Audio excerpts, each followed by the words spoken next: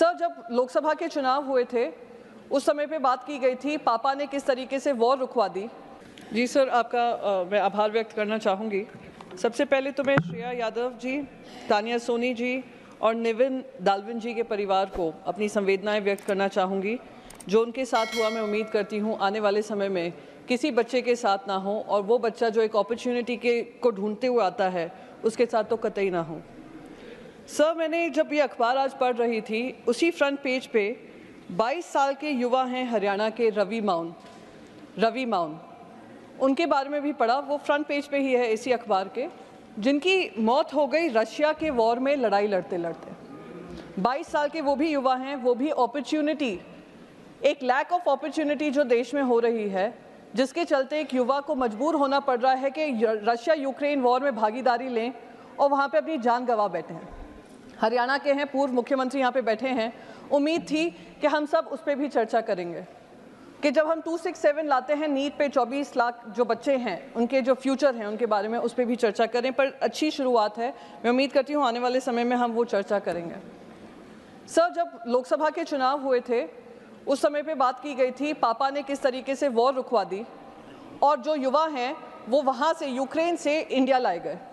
वो बच्चे वापस तो आ गए इंडिया, पर वहाँ पर उनको ये ब्रिज कोर्स नहीं दिया कि किस तरीके से वो अपनी MBBS की पढ़ाई पूरी कर सकें।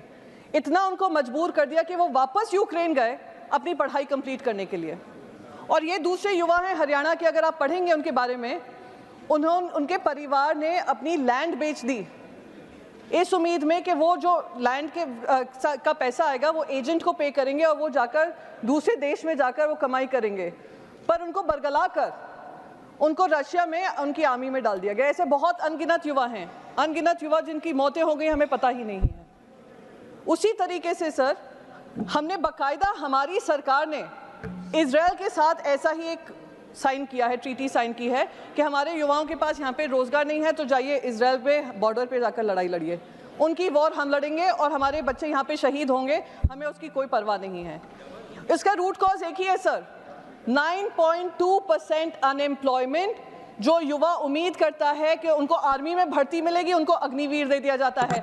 जो युवा उम्मीद करता है उनको रोजगार मिलेंगे, उनको अप्रेंटिसशिप प्रोग्राम दे दिया जाता है।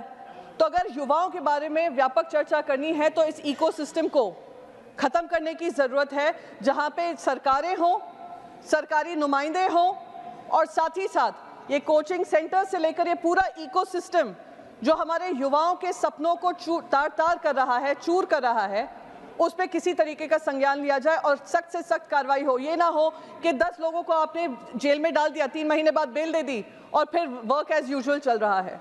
तो इस पे गंभीर, मैं मानती हूँ, चर्चा होनी चाहिए और रेगुलेशन जो सब मांग कर रहे हैं उस रेगुलेशन पे भी ध्यान देना चाहिए।